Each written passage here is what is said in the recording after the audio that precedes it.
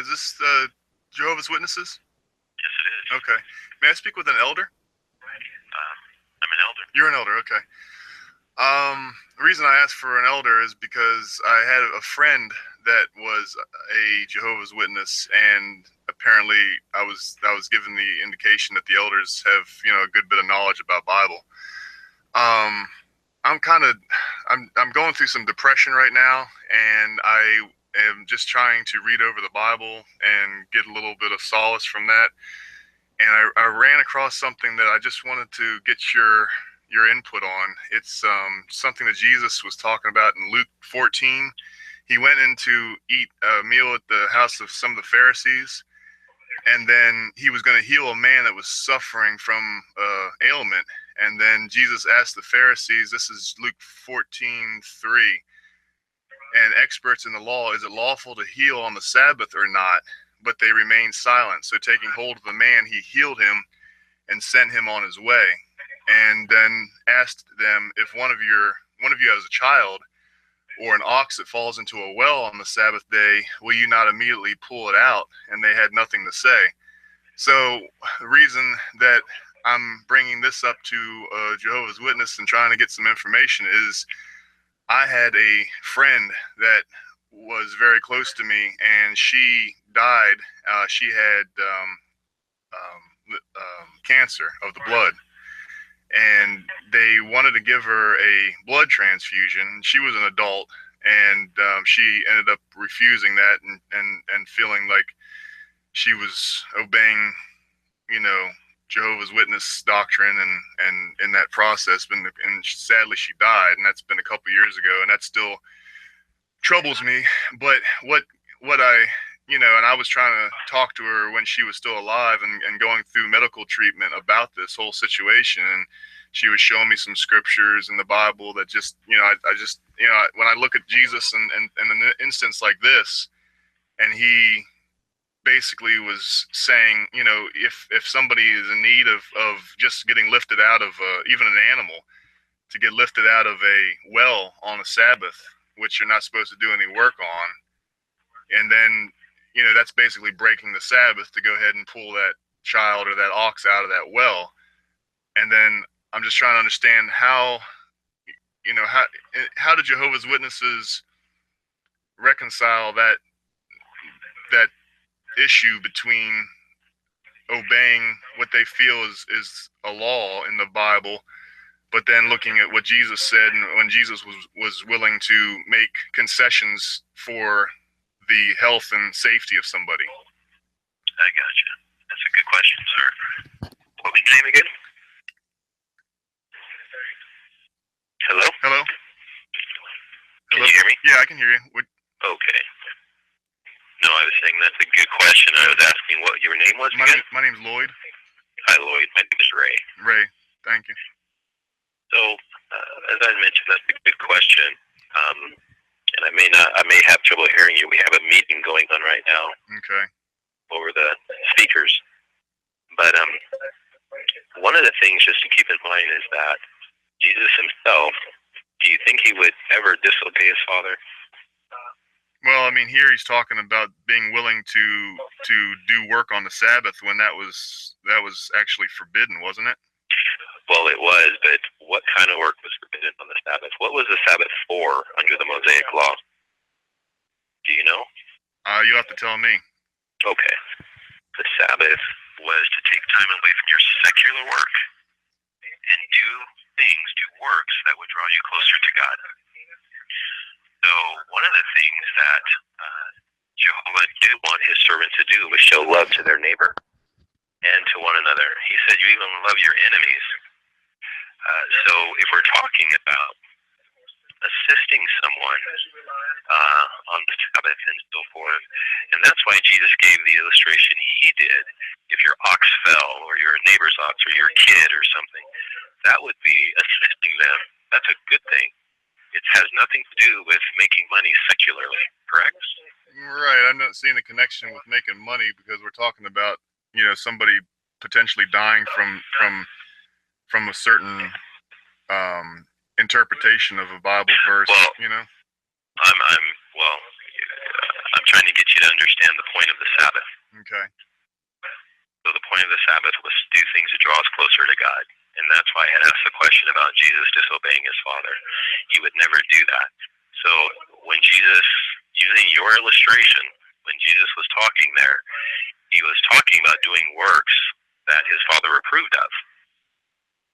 Man was saying, those who are trying to contradict the Mosaic law or catch him in a particular bind, were saying you can't do anything. And he was saying, well, no, that's not what my Father says. There are certain things you can do, things that would draw you closer to him. In regards to taking blood that would cure somebody versus not taking that blood, well, that's something that Jehovah would not approve of, and the scriptures are clear on that. And how is that? How is that clarity so evident? How is that clarity so evident? Yeah. Well, when the apostles go to that scripture there, I have to apologize. I was looking up something when you called and about to walk out and go on stage here. Can I ask you this? I've got about 10 minutes before I have to go do a part for the congregation. Okay. Is it possible we could meet and have this discussion? No, I mean, I like I said, I'm going through a good bit of depression right now over this stuff. I don't really want to meet face to face with anybody. I just was trying to give some calls out and trying to. I've called a couple different churches of witnesses today, trying to get an answer to some questions, and I keep running into a whole lot of either like not in service or just rings off the hook, you know. So I mean, I guess you know, I mean, she's gone. You know, what's done is done. But I just look at. I try to. I'm not a churchgoer, and I do try to read the Bible and follow Jesus. And I notice that, you know, basically in this little scenario here, he seems to be taking an issue. Well, let me correct that phrase. He seems to be correcting the Pharisees who were taking an issue with what he was doing on the Sabbath. I mean, they, you know, I'm not a scholar by any means, but I mean, I've read enough of the New Testament to understand that the Pharisees were pretty you know, evil-hearted in their wanting to make sure that people obey the letter of the law, you know. And yes, I understand. You know, I understand 100%. And then I guess I'm just seeing, you know, I mean, and then I just. Because I mean, when my friend was alive, you know, she would talk to me about you know, Jehovah's Witness stuff, and a lot of it sounded good. And then, you know, one thing leads to another. As I'm reading the Bible, I'm thinking of this, and then as I'm calling a couple of the Kingdom Halls, then I just typed in Jehovah's Witnesses in Google and clicked on the news tab, and that just so happens to be that there's in Montreal, evidently, just like a couple days ago, this was posted. There's a Jehovah's Witness that was 14 years old that I guess the court had ordered to receive a blood transfusion despite the beliefs, and they were just discussing in this article, was it a violation of this child's, you know, being 14, was a violation of their rights to refuse it. But then, you know, in my opinion, thankfully, the blood transfusion saved her, and she's living. And I mean, we'll see what the health is going forward. But she had the same, you know, lymphoma, the same type of cancer that my friend had. So it was just an odd chain of events as I looked that news article up that I ran across that, and it just seems to be, you know, something that it seems to be close. In all honesty, it seems to be that, from my understanding of what Jehovah's Witnesses are doing with that practice and that their interpretation of the Bible, it seems more like a Pharisee's way of looking at it than the way that Jesus was encouraging us to look at it. Because here my friend is dead, and this child here could have died, and it would have been chalked up to being, you know, obeying the letter of the law, when Jesus made it clear that you know, it's more important to be alive and be able to praise his Father than to be just a statistic, you know. And that's what really sits uneasy with me, and that's why I was asking for an elder, because I figured go to the, you know, the ones who would be able to really give me a good answer on that. Well, I'm trying. It's difficult in just a brief moment here. It kind of takes some time to understand things. But one of the things that I want to point out is Jesus would never disobey his Father. And that illustration he used was because saving an ox or saving your child is something that's good. And those are okay things. The Pharisees are trying to say you can't do anything. Well, that's not what the Sabbath was about. But it was never about disobeying Jehovah's law when it comes to blood. In the book of Leviticus chapter 3 and verse 17, the nation of Israel is given a law, and it goes for all generations, not just theirs. And that verse says, it is a lasting statute for your generations with an S in all your dwelling places. You must not eat fat or any blood at all. But I mean, don't we continue in America, don't we all consume fat? I'm trying to help us with something here. If you go, this is back in the days of the Israelites. As we got into the first century, the Mosaic law was done away with, okay, after Christ came to earth and gave his life. But in the book of Acts, the apostles also had wrestled with this. And the governing body, through the help of Holy Spirit as well, helped them to appreciate that the law on blood still remained. Now, the fat did change. As a matter of fact, if you follow the Bible, after the flood of Noah's day, there were some meats that were deemed unclean that man was then allowed to eat. Okay? But the issue on blood never changed. I mean, Jehovah always held to that. Yeah. You were not to take in blood. I see what you're saying. I mean, and the thing is, when you understand what happens, excuse me? No, I'm just saying, doing some research online, like I ran across something on a site called jwfacts.com, and it was saying that the actual stance on what was allowed to be taken in terms of blood was changing over the years, because it says something in the past that even like organ transplants, like a kidney transplant, was prohibited by, I guess, what's the group that you just said, the leadership, the governing group or whatever, they evidently in years past had even prohibited that. So it's just like, and then I'm looking, I mean, you understand why I'm kind of passionate about it, because of the death of my friend. So it's like I look at this thing at this jwfacts.com, and it says that there was certain parts where there were certain times rather where there was certain parts of blood that would be accepted, and then other parts were not accepted, and then it's just so. I mean, it seems like for something that is so concrete, at least the way that you're expressing it to me, it seems like even in the Jehovah's Witness history that its stance has changed from time to time, maybe not ever accepting blood fully, but it just seems like there's, okay, you can take this, you can take that, you can take that. No, that's never the case. And in that website you're looking at, I'm not familiar with myself. Okay. It may be something that somebody that's against Jehovah's Witnesses put out. I'm not sure. Well, they quote Watchtowers. They might quote Watchtowers, or they might be taking things, sir, out of context from our belief, our teachings. So I can't comment on that. All I could say is the Bible stands on blood, and Jehovah's Witnesses stand on blood. It has not changed. And that goes back to the first century, which goes back to when that law was given. It would be nice if you had an opportunity to sit down with Jehovah's Witnesses. This is a complex issue, but to really go through the Bible and see why it hasn't changed and why that's not a treating of an issue, as you mentioned before, like, I forget how you put it, but it's not that we're playing with different issues at all. That's a prohibition in the Bible that we cling to and that we stick with. So let me just, my faith wavers as well, but let me just ask you this as I need to have you hang on 1 second. I may have to grab somebody and have them fill in for me so we can continue our conversation. Hang on, okay? All right, I appreciate it.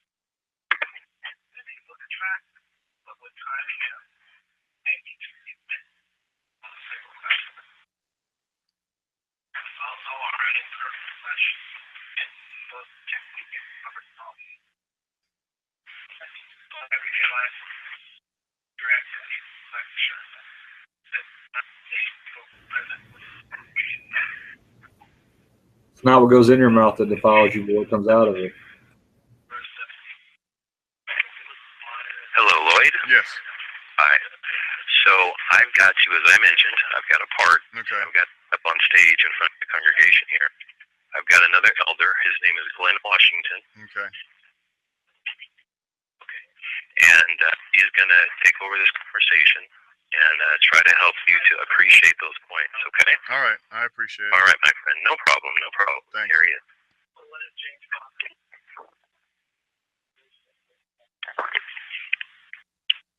Hello. Hello. Hello. How you doing, brother? I'm okay. How are you? I'm doing good. My name is Glenn Washington. What was your name again? Glenn, my name is Lloyd. Lloyd. Okay. Good deal, Lloyd. Glad you called in. Yeah, I appreciate y'all taking. I'm sure not everybody would take that amount of time with me, but I'm sure he couldn't fill you in too much on what we were talking about. But I'll try to get the long and short of it. But I mean, basically, I go through a good bit of depression, and part of it has to do with a friend of mine that died, and I'll get to that in a second. But I was just reading the Bible today, trying to get a little bit of clarity, and I was reading this section. I don't know if you have a Bible there with you, but in Luke, Sure. Luke 14, at the very beginning. Let me give me a chance to get over. Sure. I got my tablet here. So Luke 14. What? Basically, starting in 1, it just goes through about 1 through 6. I'm not going to read it all, but just, I mean, basically, Jesus was eating at a Pharisee's house, and there was a man that was suffering from an infirmity, and then Jesus asked the Pharisees and the experts in the law, is it lawful to heal on the Sabbath or not? But they remained silent. So taking hold of the man, he healed him and sent him on his way. Right. And then he asked them, if one of you has a child or an ox that falls into a well on the Sabbath day, will you not immediately pull it out? And they had nothing to say. And I guess what I'm getting at is this friend of mine, she was a Jehovah's Witness, and she had cancer of the blood, and she was basically following what the Jehovah's Witness teaching was, and was not going to accept the blood because she felt that was, or she was taught at least that was what the Bible was teaching about. So what I'm saying is, okay, let's say the Bible says that you are not supposed to, or at a certain point in history, people weren't supposed to take blood. And then it also, at a certain point in history, it also said that on the Sabbath day you weren't supposed to do anything. Or any like Ray was saying, anything secular, any type of work or whatever. But I mean, the Pharisees were evidently going and taking that a step too far, and were basically prohibiting even helping somebody on the Sabbath. So my connection that I was making was that if Jesus was willing to basically bend or break the Sabbath to heal somebody, then why could that prohibition on blood, why could that not be bent to have saved my friend and many others from dying by not accepting blood when it's really, life is on the line? Well, how do you know that the blood transfusion, I'm assuming you're talking about a blood transfusion. Right. Well, how do we know that would save her anyway? Well, I mean, I don't know that there's an absolute way to say, but that was what the doctors were recommending, and they were basically saying that their hands were, I mean, they tried, she gave them the opportunity to try several other things, which they were trying, but they said had they been able to, start on the blood earlier in the process, there might have been a better chance, and even as the last ditch effort, that was still, but I'm not getting, my issue is not as much with the logistics of how things worked out with her. I mean, yeah, that's my main concern. But my thing is, as I think about this situation, I end up thinking, okay, well, at the end of the day, is Jesus happier that my friend is dead because she refused blood, or would have he been happier had she been able to live, she had plenty of life ahead of her? Well, did you have an opportunity to talk to her before she passed? Yeah. Did you have an opportunity to talk to her while she was going through this film? Yeah, I did. Okay. And so what did she say? I mean, because it's her decision. It's not. It is her decision, and I respected her decision. My issue was with the what seems to be a very strict, almost because she was surrounded by the older men of the congregation in the in the hospital and everything. It almost seemed like it was kind of a higher pressure type of a situation. Not to say that she didn't want to do it, but it was almost like even if she didn't want to, they were going to be there to encourage her to not accept it. And that's kind of what had made not sat well with me, you know? Right. Yeah. Well, like I said, I don't know her situation. I don't know the specifics of her situation. I do know that this is a decision that it's a personal decision. Uh, as Jehovah's Witnesses, we do follow the Bible and what it says.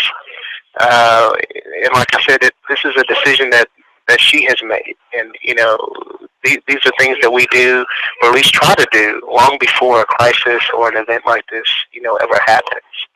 So I mean, I can't really speak for her. I can tell you what the Bible says, and I'm pretty sure you're well aware of these things. Like you said, if you're a close friend of hers or whatever. I wouldn't want or accept anybody to speak for her. I'm not looking for that. Right. I'm just looking for the the the church that she was raised in.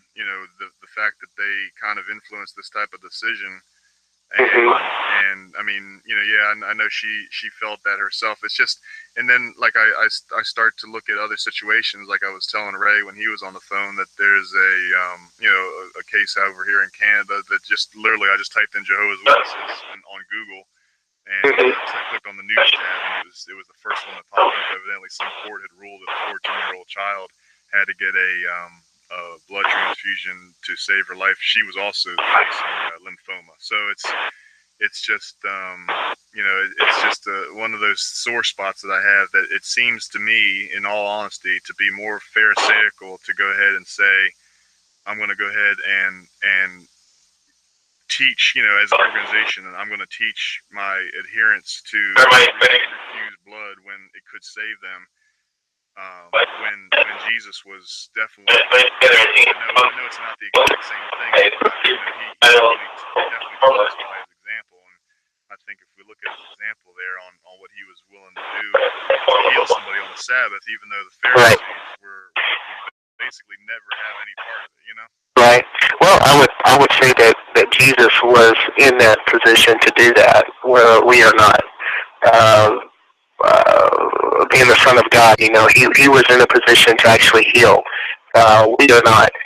What we do have is things that I do, you'll do even more so, and he was going to give his Holy Spirit, and that was going to rest upon his followers afterwards. So right. basically, what he did was just going to be even a small in certain respects in comparison to what his followers are going to be able to do. I think so at a certain extent. But when you talk about a decree going against what the Creator has said, I think at some point you have to draw a line as to what's right and what is wrong. You give this example of Jesus here healing on the Sabbath, but if you go back into the Bible, the Garden of Eden, and didn't Adam and Eve have a choice? Couldn't they have reasoned that, this is actually better for me? But going against what Jehovah says is never the right thing to do. I understand that, and I mean, I'm not fully understanding the similarity between Adam and Eve and Jesus and us or whatever, but it just seems like, I said again, I mean, if we ask Jesus today and we say, are you happier that this lady is now dead because of not accepting blood, or would have you rather had her alive longer on earth to do your will? And it just that seems to be a very poignant question in my mind, and well, so what is your belief when someone dies? Your personal belief. Obviously, you're not one of Jehovah's Witnesses, but what is your personal belief as to what happens when someone dies? I believe they go to heaven, right? I'm sorry? You believe they go to heaven, right? You believe a person goes to heaven after they die, right? I try to believe as closely what Jesus said. I mean, he said. Well, I'm asking you. Well, I understand that. But I'm trying to say that I'm trying to base my answer on what he said. He said that he came to die for us so that we wouldn't need to die. Well, I know he didn't mean literally die. So yes, I do believe that after somebody dies, they still are basically living, you know, in different respects, you know. But that's, I mean, I still don't feel like my question here is being addressed as much, but maybe it's just not something that we're going to get to the bottom of. But I just wanted to also just kind of just understand, you know, where the organization, you know, or this corporation comes from with that type of, because you know, then I do other independent research online, and there's a site called jwfacts.com that I ran into, and they actually quote from a good bit of documents that the Jehovah's Witnesses have had over the years that talk about periods of time where they were actually able to take certain fractions or parts of blood, and other times where they were not, and it just seems to kind of waffle back and forth over the years. I'm talking not 5 or 10 years. I'm talking, you know, a few decades, and it just seems like for something that would be so strongly held to at the present time, that it wouldn't have been so up for you know, I mean, we got lives on the line here. I mean, yeah, it's all well and good to talk about what happens after death, but I'm talking about, I mean, and again, I don't know if I told you, but I was telling Ray that, you know, I get really depressed thinking about this stuff, and my friend in particular, you know, but, and her family who are Jehovah's Witnesses, they are also, you know, coping with it very hardly, you know, or very difficult, you know. So it's just I guess I'm not really getting at anything in particular. I was hoping to maybe get something that was going to be an answer that was you know. Well, I would just tell you to just continue to read the Bible, you know, and think about it and reason on it. I would say number two, I don't know the particular circumstances with your friend, and I give my condolences. I don't know, you know, when she died and all the circumstances behind that, but give my condolences in that regard. And then I would say that, you know, I would just continue to read the scriptures and just kind of meditate on those scriptures, and to say you do a lot of research.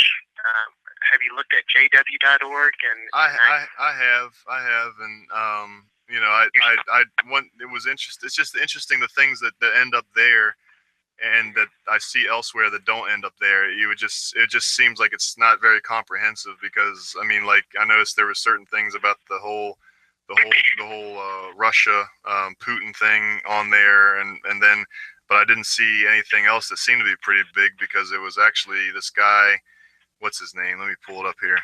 He was actually in front of a court over in Australia, and he's evidently one of the higher ups in the organization. And his name, oh, here it is, Jeffrey Jackson, and he was actually summoned to testify at this court hearing about the child sexual abuse among different organizations, but including Jehovah's Witnesses, and that was a good, you know, at least a 45 minutes to an hour. He was testifying, like, you actually saw his face and heard his voice coming out, and he matched the same guy that's on jw.org several times. But you know, so it's just one of those things. I think your advice that you gave me a second ago is probably very appropriate, because you said to study the scriptures and meditate on it, and I think that's where a lot of people end up making a mistake, is that they don't necessarily, you know, study the scriptures as deeply as they could, and they end up taking what an organization or what men say, just like these Pharisees back then. The Pharisees, the average person,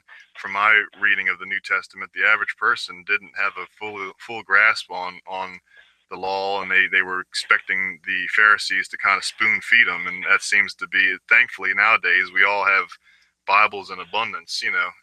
But I think that's something that's appropriate advice for everybody to apply, is to just, we all need to get into the scriptures and read it ourselves, and try to ask, you know, why are we being told certain things at certain times, I guess, you know. And that's, I gotta agree with that. Having said that, I mean, what religious, you never said, what religious background are you from, or I mean, I'm not non-denominational? Yeah, well, I'm not a churchgoer at all. I have in the past gone to different churches, but I basically try to read the Bible myself and talk about it amongst other friends, and Right. you know, that seems to have its have quite a similarity in the small starts of the early church as well. In my study of the New Testament, that there wasn't a big corporation involved. It was just certain groups meeting in homes and like a home church type of thing. And that seems to be a little bit closer to the way things were at the birth of the church than a big corporation with a lot of real estate holdings throughout the earth and all that. So. Yeah. Okay. Well, I guess we're just gonna have to agree to disagree. Okay. Like I said, I appreciate your call. Number two, my condolences once again for your friend. Yeah. And like I would say, I would just continue to research the scriptures, and sounds like you're doing that. And what part of town was she in? Was she Texan? I mean, I'm in Texas, so I'm assuming that this is Dallas area. I was calling several different Kingdom halls today trying to get somebody to talk to me, and not that I couldn't. One person. But was she from Texas? Was she from Texas or? No, she wasn't originally from Texas. No. But where she died? Was she here in Texas or was she in the South? No. Oh, okay. But she isn't. But oh dear. Yeah, but I just I appreciate you taking the time with me, and when when you're able to go ahead and look up what Jeffrey Jackson had to say there at the Australian Royal Commission as well, because I mean that's I know she would bring up to me from time to time the things about the Catholic Church and the child abuse cover up scandals and everything. Well, it just seems to be happening there too, sadly.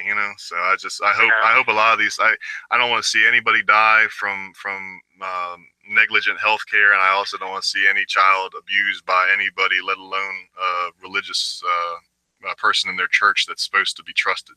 So. Gotcha. All right, buddy. Well, you have a good day. Take care. Yeah.